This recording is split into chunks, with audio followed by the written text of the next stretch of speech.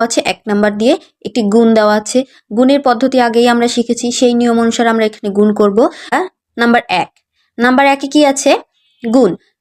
উপরে কি ছিল? 8324, নিচে 3136। এখন আমরা এটা গুণের নিয়মে গুণ করব। প্রথমে 6 দিয়ে উপর সবগুলো সংখ্যাকে গুণ করব। 6 দিয়ে গুণ করব, 4 6 24 4, হাতে থাকে 2, 6 দুগুণে 12 আর 2 14, 14 4, হাতে থাকে 1, 3 6 18, 18 আর 1 19, 19 এর 9, হাতে থাকে 1, 6 8 48 আর 1 যোগ করলে হবে 49। তারপরে দেখো 3 দিয়ে উপরে সবগুলো সংখ্যাকে আমরা গুণ করব। গুণের নিয়ম অনুসারে আমরা এখানে একটা শূন্য বসাবো। 3 3 4 12, 2, হাতে থাকে 1, 3 দুগুণে 6 আর 1 যোগ করলে হবে 7, আবার 3 3 9, 3 8 24, এই যে এখানে 24। এবার 1 দিয়ে উপরের সবগুলো সংখ্যাকে গুণ করব। এটা যেহেতু 3 নাম্বার সংখ্যা, শতকের স্থান, তাহলে এখানে আমাদের 3 নাম্বার লাইনে হবে 2টি শূন্য। তারপর আমরা গুণ করলে কি হবে? 3 দিয়ে 4 কে গুণ করলে 4 1 কে 4, 2 দিয়ে 1 কে গুণ করলে 2 1 কে 2, 3 দিয়ে 1 কে গুণ করলে 3 1 কে 3, 8 দিয়ে 1 কে গুণ করলে 8 1 কে 8। তারপর 3 দিয়ে আবার সবগুলোকে গুণ করব। এখানে 3 আছে হাজারের স্থানে, আর হাজারে কয়টা শূন্য থাকে? 3টা। এই জন্য দেখো আমরা এখানে 3টা শূন্য দিয়ে নিব।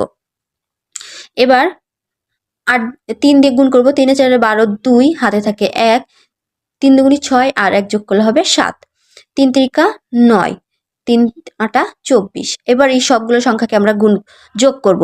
দেখো 4 0 0 0, যোগ করলে হবে 4। তারপরে 4 আর 2 যোগ করলে 6, 6 আর 0 6, 6 আর 0 6, 6।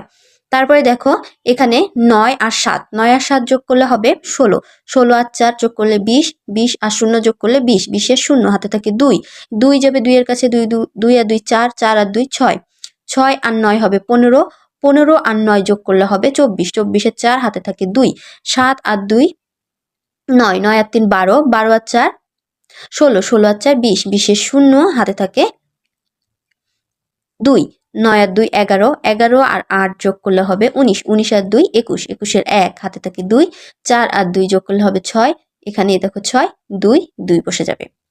এই গুণ করা শেষ হয়ে গেল।